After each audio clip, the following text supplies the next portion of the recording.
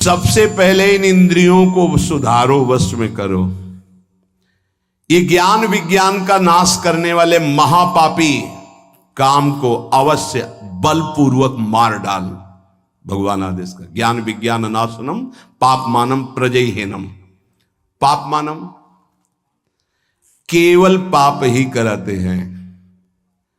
पाप से पाप ही बनता, कभी पुण्य नहीं होता, ध्यान रखना। धर्म पूर्वक जो कमाया जाता है उससे पुण्य होता है। पाप पूर्वक कमाई से कभी पुण्य नहीं होता, चाहे सब का सब लुटा दो जाके। वो जिस जिसकी बुद्धि में जाएगा उसकी बुद्धि भ्रष्ट करेगा और उसका पाप उसको लगेगा जिसने दिया है। पाप मानम ही प्रजय ही। काम संपूर्ण पापों की जड़ है। काम उत्पन्न होने पर केवल पाप ही पाप बनता है।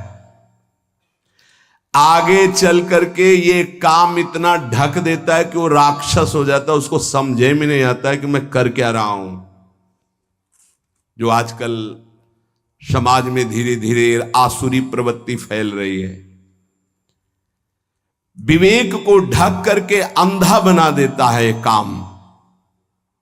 पूज्य जनों में, पवित्र संबंधों में भी मनमानी आचरण होने लगते हैं। उसको एक ज्ञान ही नहीं रहता कि मैं पाप कर्म कर रहा हूं। महापतन पातकी स्वरूप उसका हो जाता है जिसको काम अपने अधीन कर लेता है। इसलिए भगवान कह रहे हैं इस महापापी को अवश्य मार डालो। अर्जुन, जैसे कुछ लोगों की सोच, सत्संग सुना तो लगा गृहस्थी मार्ग ठीक नहीं, चलो छोड़ देते हैं। दो मार्ग हैं भगवान के ही बनाए हुए, एक निवृत्ति मार्ग, एक प्रवृत्ति मार्ग। अगर आप प्रवृत्ति मार्ग में प्रवृत्ति से ठीक से चलेंगे तो गृहस्थी में रहते हुए भी आप निवृत्ति माने जाएंगे। कैसे? जैसे सबसे पहला आश्रम है ब्रह्मचर्य आश्रम, सबका, चाहे गृहस्थ हो चाहे विरक्त हो, पहला आश्रम ब्रह्मचर्य आश्रम है। कुछ ब्रह्मचर्य आश्रम से नैष्ठिक ब्रह्मचर्य को चले जाते हैं निवृत्ति मार्ग में, और कुछ ब्रह्मचर्य आश्रम से गृहस्थ आश्रम को चले जाते हैं। पर सबसे पहला आश्रम ब्रह्मचर्य है। पहली नींव बर्बाद। कहां ब्रह्मचर्य का पालन, हमारा जो धर्म कहता है उसके अनुसार कहां पालन हो रहा है? जब तक पाणिग्रहण संस्कार विवाह नहीं हुआ तब तक ब्रह्मचर्य का आदेश शास्त्र में वो असमर्थ हो गए। आज अगला गृहस्थ धर्म, जिससे पाणी ग्रहण किया आजीवन उसी के प्रति भाव रखना। संतानोत्पत्ति धर्म रूपी काम, आगे चलकर आपको वैराग्य हो जाएगा, अपने आप वैराग्य हो जाएगा, भोगों से वैराग्य हो जाएगा, क्योंकि धर्मो रक्षते रक्षिता। आप धर्म से चल रहे थे, इसलिए तीसरा मार्ग वानप्रस्थ। अब वो अंदर से उसके अंदर व्याकुलता पैदा होने लगती, बहुत समय नष्ट हो गया भोगों में। क्योंकि पहले ब्रह्मचर्य था, पुनः ब्रह्मचर्य का अभ्यास जागृत होता है और फिर संन्यास क्रम से आ जाता है। और वो नैष्ठिक ब्रह्मचर्य से सीधे, अब ऐसे सत्संग सुना और आपने सोचा कि नहीं, भजन करने के लिए हम संसार को छोड़ देते हैं, तो किस संसार को? बहुत ध्यान देने का विषय, किस संसार को? बोले इसको नहीं, इसको नहीं, इस संसार को। अगर इसका राग लेके भाग के जाओगे तो किसी भी गुफा में जाओ, काम वहां भी तुम्हें अपवित्र कर देगा, वहां भी तुम्हें नष्ट कर देगा, क्योंकि वो तुम्हारे अहम में बैठा हुआ है। किसी घर दुकान मकान में नहीं बैठा हुआ है, वो तुम्हारे अंदर अहम में बैठा हुआ। अहम में बैठे हुए काम का त्याग, घर में रहता हुआ वो सन्यास निवृत्ति मार्ग का पथिक हो जाएगा। और अगर अहम में काम बैठा हुआ है तो गुफा में बैठा हुआ भी वो प्रवृत्ति में उतर जाएगा काम की। ये बड़ा सूक्ष्म विषय है। इसलिए हम प्रार्थना करते हैं कि काम छोड़ने का विचार किया जाए। काम का मतलब है मलिन भावना, कामना। ये जो हमारे अंदर उद्देश्य बनता है भगवत प्राप्ति का कि हम सब छोड़ देते हैं, तो किसको छोड़ देते हैं? शरीर राग को छोड़ देते हैं, इंद्रिय विलासिता को छोड़ते हैं, अहम में कामना को छोड़ते हैं। बाहर भागने से काम नहीं बनेगा, इसको समझना होगा। अगर कामना छूट जाए तो सब ठीक हो जाएगा। जब मनुष्य कामना रख करके कोई भी वेश धारण कर ले, कहीं भी चला जाए, तो काम उसे भ्रष्ट करता ही है। चाहे गुफा में बैठ जाओ, जंगल में चले जाओ, कहीं भी चले जाओ, मनुष्य के अंदर जब तक अहम में कामना रहेगी, जन्म मरण बंधन में पड़ा रहेगा। चाहे जहां भाग के जाए, चाहे जिस भेष को धारण कर ले, वो अंदर बना रहेगा। ये शास्त्र है, समझिए। ये जड़ पदार्थों की तरफ आकर्षण जड़ शरीर की अहमता से है कि मैं मनुष्य हूं, मैं पुरुष हूं, मैं स्त्री हूं। इसी में काम बैठा है। इसका त्याग करने की बात कही गई है। पशु पक्षियों तक को ये अपने अधीन किए हुए हैं। मनुष्य में एक शक्ति है जिसका नाम विवेक, ज्ञान, उससे बच सकता है। इंद्रिय जन सुखों में, भोगों में, पदार्थों में जो कामना हो चुकी है, यही नहीं समझने देती कि मैं दिव्य भगवान का अंश हूं। केवल बातें बनाने से नहीं, मुझे किसी भी सुख की आकांक्षा नहीं है, किसी भी सुख का अभाव नहीं हमारे स्वरूप में। जब भोगों में रुचि बढ़ जाती है तो फिर रुपए का महत्व जागृत हो जाता है। रुपए में जब महत्व, तो फिर रुपए की गिनती बैंक बैलेंस में कितने हुए, बोले इतने, बोले और इतने हो जाए, और इतने हो जाए, बढ़ता चला जाता है। धर्म को, शास्त्रों को, उपासना को उपास्य देव के लिए किया जाता है, बैंक बैलेंस के लिए नहीं। अगर हमारे उपदेश का फल रुपया है, हमारे प्रवचन का फल रुपया है, हमारे अंदर का उद्देश्य रुपया है, शास्त्रों का भाव नहीं समझ पाएंगे, ज्ञान ढका रहेगा, जागृत नहीं होगा। रुपये में सुख नहीं है, रुपया से भोग मिलते हैं, भोगों में सुख नहीं है। रुपया की गिनती में सुख आ जाएगा, अहम सुख। ये सारी कामनाएं अहम सुख में बैठी है। उपासक, इंद्रियाणि पराण्याहुरिन्द्रियेभ्यः परम मनः, मनसस्तु परा बुद्धिर यो बुद्धि परतस्तु सः, एवं बुद्धि परम बुद्ध्वा संस्तभ्यात्मानमात्मना, जय शत्रुम महाबाहो कामरूपम दुरासदम। हे अर्जुन, ध्यान दो, तुम जीत जाओगे, काम पर विजय प्राप्त कर लोगे। क्या? इंद्रियों से, स्थूल शरीर से श्रेष्ठ, सबल, प्रकाशक, व्यापक और सूक्ष्म मन है। स्थूल शरीर इंद्रियों से सबल, इंद्रियों का प्रकाशक, व्यापक मन है। मन से भी पर, बलवान, निर्णायक, प्रकाशक बुद्धि है। और बुद्धि का जहां से प्रकाश हो रहा है वो अहम है, और उस अहम में काम बैठा हुआ है। दुश्मन का पता चल जाए तो मारने में देर नहीं लगती। अहम में काम बैठा हुआ है, और उस अहम को जो प्रकाश मिल रहा है वो तेरे से मिल रहा है। अहम को जो बल मिल रहा है वो तेरे से मिल रहा है। तू ऐसा जान करके अपने आप को इस काम के वश में ना होने दे, और अपने बल से इस काम रूपी दुर्जय शत्रु को मार डाल। व्याख्या, इंद्रियाणि पराण्याहु, ये जो आप ढांचा देख रहे हैं, स्थूल शरीर, इसमें जो कर्मेंद्रियां हैं, जो ज्ञानेंद्रियां हैं, जिनसे कर्म होता है, जिनसे विषयों का ज्ञान होता है, ये बहुत बलवान इंद्रियां हैं। अपने स्वरूप में आ जाएं तो अज्ञानी पुरुष से कुछ भी करवा लें। ये बहुत बलवान है। ये प्रवचन से नहीं रुकती, ध्यान रखना। प्रवचन देने और सुनने से नहीं रुकती हैं, ये भजन से रुकती है। जितना भजन करोगे उतने आप इंद्रियों पर शासन कर पाओगे, नहीं तो बातचीत केवल रहेगी। मुख्य बात हमारी समझ लीजिए, अनुभव की बात कहता हूं, जीवन भर की बात कहता हूं, संतों की बात कहता हूं, शास्त्रों की बात। जब तक आपके पास नाम जप रूपी बल इकट्ठा नहीं हो जाएगा तो ये बातें सुनोगे, समझ में नहीं आएगी, समझ में आ जाएगी तो जीत नहीं पाओगे। जीतने और समझने की बात केवल भजन से होती है, भजन में रुचि बहुत कठिन है।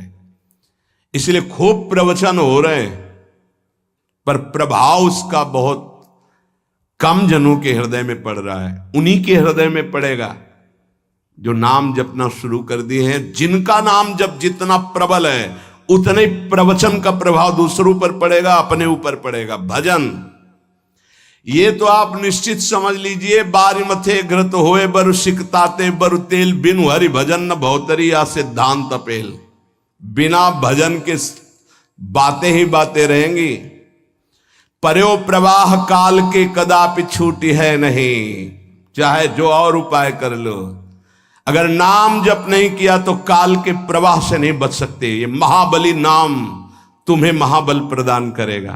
हर समय चतुर शिरोमणि वही जो हर समय राधा राधा राधा राधा। इंद्रियां विषयों से बलवान है। अगर हमारी नेत्र इंद्री कहीं अंदर तो बाहर सामने विषय रखा हो नहीं घसीट पाएगा। विषय से श्रेष्ठ पर इंद्रियां हैं। जैसे बाण बनाने वाला बाण की नोक में ध्यान दिए तो श्रवणेंद्री काम नहीं कर रही है। राजा की सवारी निकल गई, उसको पता ही नहीं चला। अगर हमारी अंदर से इंद्री कहीं और लगी हुई है तो बाहर कोई विषय नहीं खींच सकता। शब्द स्पर्श रूप रस गंध, इसलिए कहा शब्द स्पर्श रूप रस गंध से बलवान और पर इंद्रियां हैं। और इंद्रियों से पर, इंद्रियेभ्यः परम मनः। इंद्रियां मन को नहीं जानती हैं, मन इंद्रियों को भी जानता है और विषय को भी जानता है। ये रहस्य को समझिए। अभी सब उल्टा है। विषय ने इंद्री को खींच लिया, इंद्री ने मन को खींच लिया, मन ने बुद्धि को अधीन कर लिया और बुद्धि के अधीन हम हो गए। जैसा निर्णय होता है हम भटकते चले जा रहे हैं, यद्यपि बहुत बलवान हैं। भगवान कह रहे तुम समझो अर्जुन, विषय में इतनी ताकत नहीं जितनी ताकत इंद्रियों में है। प्रबल है इंद्रियां, बलवान है। इंद्रियों में इतनी ताकत नहीं जितनी ताकत मन में है। इंद्रियेभ्यः परम मनः। इंद्रियां मन को नहीं जानती, मन सभी इंद्रियों को जानता है और विषयों को भी जानता है। इंद्रियों में इतनी सामर्थ्य नहीं जितनी मन में है। कैसे? जैसे श्रवणेंद्री ये देख नहीं सकती, ये चख नहीं सकती, ये स्पर्श सुख नहीं बता सकती, यहां से गंध सुख नहीं, केवल शब्द सुन सकती। शब्द एक इंद्री एक शब्द। और मन हर इंद्रिय से देख सकता है, सुन सकता है, सूंघ सकता है, सब कुछ कर सकता है। वो इंद्रियों का बलवान स्वामी है। इंद्रिय अपने विषय को जानती, जैसे घ्राणेंद्री ये केवल गंध को जानेगी बस। यहां से शब्द का परिचय नहीं मिलेगा, यहां से रस का परिचय नहीं मिलेगा, केवल सुगंध का परिचय मिलेगा। त्वचा केवल स्पर्श को जानती है, यहां से गंध का परिचय नहीं मिलेगा, शब्द का परिचय नहीं मिलेगा, रस का परिचय नहीं मिलेगा। रसेंद्री केवल रस को जानती है, यहां से गंध का परिचय नहीं मिलेगा, यहां से स्पर्श का परिचय नहीं मिलेगा। रसेंद्री रस को जानती है, रसना केवल रस को जानती है, शब्द स्पर्श रूप और गंध को नहीं जानती। नेत्रेंद्री केवल रूप को जानती है। ऐसे अलग अलग इंद्रियां, ये जानने वाली ज्ञानेंद्रियां हैं और भोगने वाली कर्मेंद्रियां हैं। और इन 5 ज्ञानेंद्रिय 5 कर्मेंद्रियों को पूर्णतः जानने वाला ये मन है। उल्टा ये हो गया कि इन इंद्रियों ने मन को फंसा लिया है। हमारी दुर्गति का कारण मन इन सबसे बलवान है, सूक्ष्म है, जानकारी है उसको, पर वो फंस गया इंद्रियों को।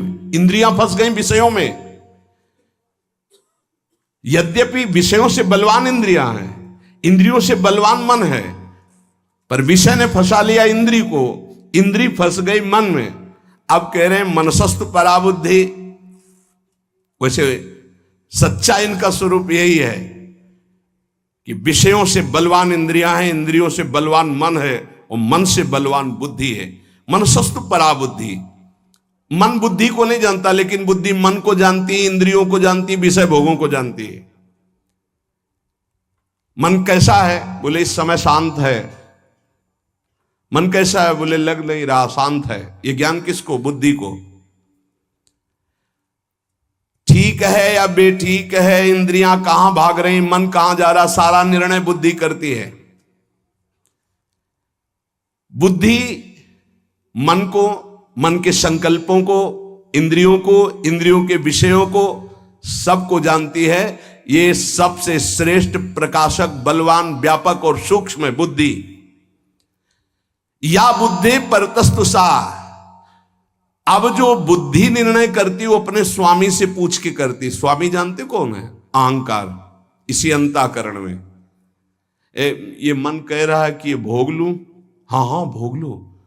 बुद्धि बड़ा सुख मिलेगा, मन कह रहा है हाँ हाँ ठीक है। ये देख लूं, ये छू लूं, ये सूंघ लूं। और अहंकार में बैठा हुआ चोर ये काम है। इतनी ऊंचाई पे बैठा, इसीलिए जल्दी मारा नहीं जा सकता। ये बहुत सूक्ष्म विषय भगवान वर्णन कर रहे हैं। काम कोई ऐसा नहीं है। कहां बैठा है? बोले बुद्धि जो निर्णायक है उसके ऊपर बैठा हुआ है, अहम के अंतर। ये जो देहाभिमान है इसी के अंतर काम बैठा हुआ है। या बुद्धि परतस्तु सा। बुद्धि का स्वामी ये अहंकार है। इसलिए वो निर्णय करता है, यार मेरी बुद्धि नहीं कहती कि मैं करूं, वो अहम बोल रहा है। ए बुद्धि जो भी करती है अहम की अनुमति से करती है। मन जो भी करता है वो बुद्धि की अनुमति से करता है। बुद्धि मन ये अहम सहित अधीन हो गए भोगों के, इसीलिए एक काम वहीं अहम में बैठा हुआ है। बड़ा सूक्ष्म विषय है। अपने को परम स्वतंत्र मानता है, पर अधीन है बुद्धि, मन और इंद्रियों के, इसलिए इसकी दुर्गति हो रही है। ये अहम जो अंतःकरण का है ना, या पूरा चैतन्य है ना पूरा जड़ है।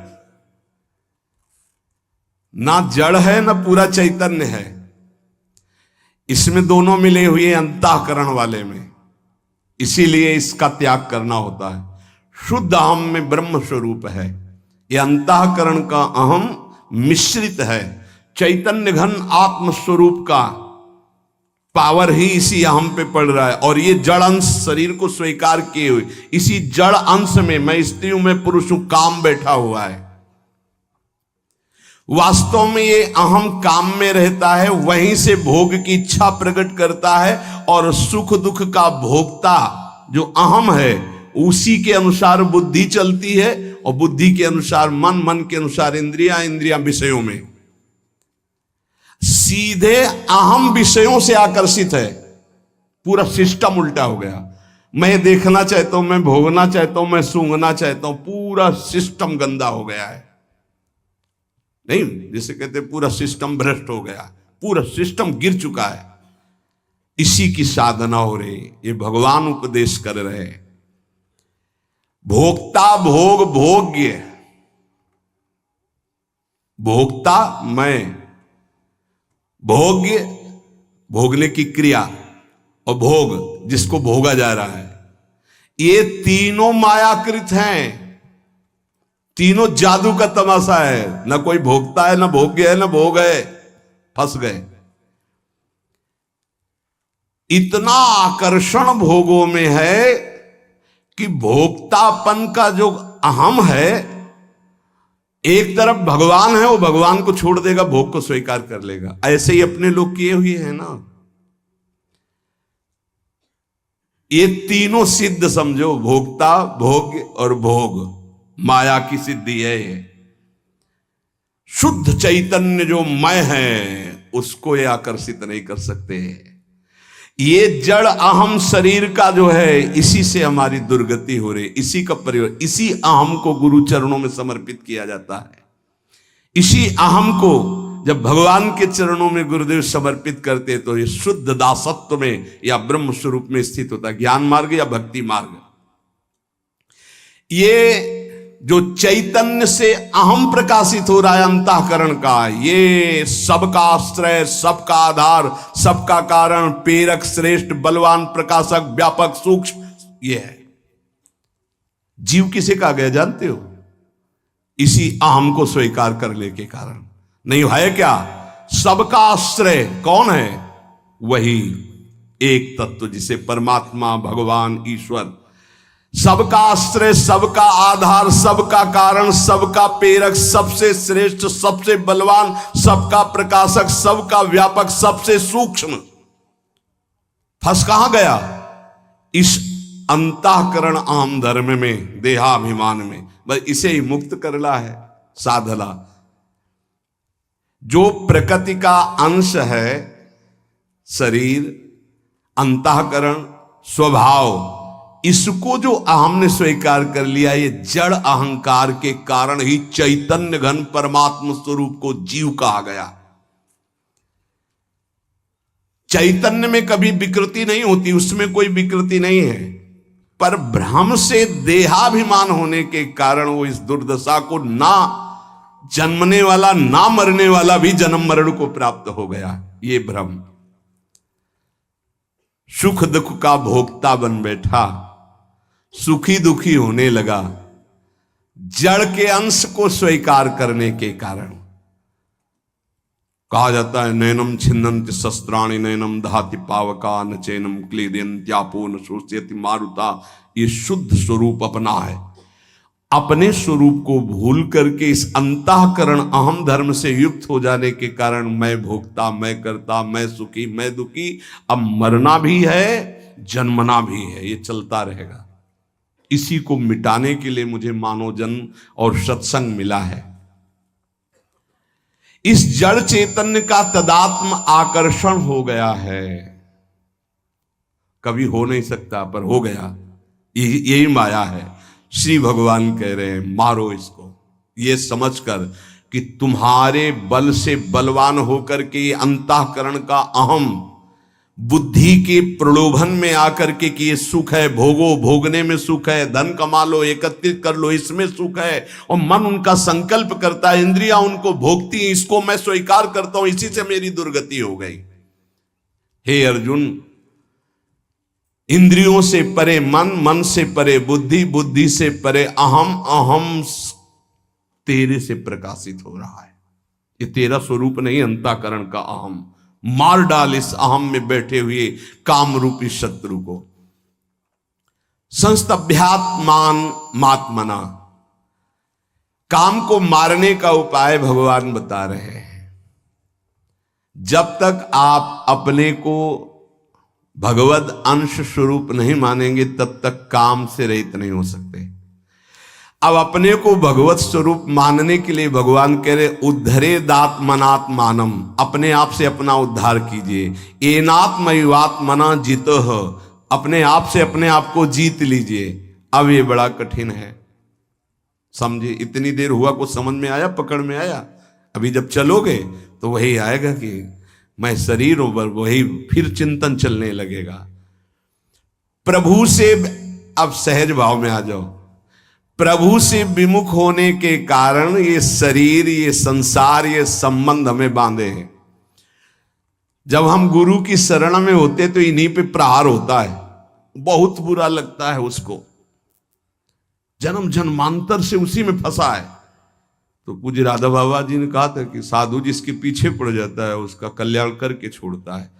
आपको अभी बुरा लग रहा है, बाद में नाचोगे कि कृपा हो गई जो मुझे इन संबंधों से रहित कर दिया, नहीं तो उन्हीं में फंसे हुए जीवन चला जाता। मैं सब कुछ नहीं जान पाऊंगा, इतना फंस चुका हूं। तो जो जाने हुए हैं, इसीलिए वही भगवान जनाने के लिए गुरुदेव के रूप में आते हैं। इस संसार संबंध को काटने के लिए गुरु कृपा कुल्हाड़ी का काम करती है। तो आप मान जाओ भाई, तुम ऐसे नहीं मिलोगे, तुम उनसे बात नहीं करोगे, तुम ऐसे। तो उनको लगता है कि क्या चाहते क्या है? चाहते हैं कि आप असंग हो, आपका स्वरूप असंग है, ये जान जाओ तुम। तुम्हें किसी संग की जरूरत नहीं, किसी भोग की जरूरत नहीं, किसी पद की, किसी संपत्ति की नहीं जरूरत है, नहीं जरूरत है। मान लीजिए आप इतने खुद सुख समुद्र हैं कि आपको किसी सुख की जरूरत नहीं। आप जरूरतें मान मान करके फंस गए, इसीलिए आपको जरूरत से हटो हटो हटो। असंग हो तब तुम जान पाओगे कि तुम हो कौन। इस काम की पूर्ति कभी नहीं हो सकती, इसलिए काम से हटना ही विवेक है, बुद्धिमानी। हटो इससे। जिस संसार से, जिस शरीर से, जिस संबंधियों से संबंध जोड़ा है, जब तक तुम संबंध नहीं तोड़ोगे तो कोई नहीं तोड़ सकता। इसलिए उद्धरेदात्मनात्मानम, अपने द्वारा अपना उद्धार करो। तुम्हें उपदेश हो सकता है लेकिन तोड़ना तुम्हें पड़ेगा। फोन से बात करना, जाके मिलना, बार बार बात करना, बार बार व्यवहार तो वो संबंध पुष्ट कर रहे हो आप, और कुछ नहीं कर रहे हो। आप अपना पतन कर रहे हो, कुछ नहीं कर रहे हो। कोई बड़ी बात नहीं, पूरा संसार इसी में फंसा है। बड़ी बात यह है कि उस फंसाव से हट गए। देखो दो मार्ग हैं, बार बार समझ लीजिए, निवृत्ति और प्रवृत्ति। प्रवृत्ति मार्ग में माता पिता को भगवान समझ करके खूब मेहनत करो और कमाओ और सबकी सेवा करो। और निवृत्ति मार्ग में कदम रख दिया तो लौट कर पीछे नहीं देखा जाता। कौन माँ, कौन पिता, कौन भाई, कौन परिवार, कुछ नहीं। मार्ग का प्रभाव होता है। अगर ये देखोगे तो फिर उनका उद्धार नहीं कर पाओगे, और अगर निकल गए तो 14 पीढ़ी आगे की, 7 पीछे की, 21 पीढ़ियों का कल्याण हो जाता है। मान लीजिए बात। जब इसमें आई गए हो निवृत्ति मार्ग में, तो अब लौट कर कदम पीछे मत देखो। जिम्मेवारी प्रभु के चरणों में समर्पित करो। पूरे विश्व ब्रह्मांड का भरण पोषण करते हैं, तुम्हारा भरण पोषण तो बहुत छोटी बात है। चिंता क्यों करते हो? क्या चाहिए? आज तक जो भरण पोषण कर रहा है वो किसकी सामर्थ्य थी कि मां के शरीर में रक्त को दूध में बदल दे? जब हम पैदा हुए तो हमारे पचाने की कोई सामर्थ्य नहीं थी, तो मां के रक्त को दूध में बदल दिया और वो पान करके हम पुष्ट हुए। जब वो इतनी व्यवस्था पहले से रखे हुए, हमको चिंता क्या करनी? गर्भ में जब जिसने हमारी रक्षा की, गर्भ के बाहर आते ही जिसने हमारी व्यवस्था भोजन की कर दी मां के वक्षा स्थल में, वो हमारी जीवन में व्यवस्था नहीं करेगा? करेगा। हमको चिंता नहीं करनी। इसलिए भगवान से पूरा संबंध जोड़ लो, अभी ठीक हो। ये दूसरा भाव वर्णन किया जाता भक्ति का। पहला शुद्ध भाव था विवेक के द्वारा।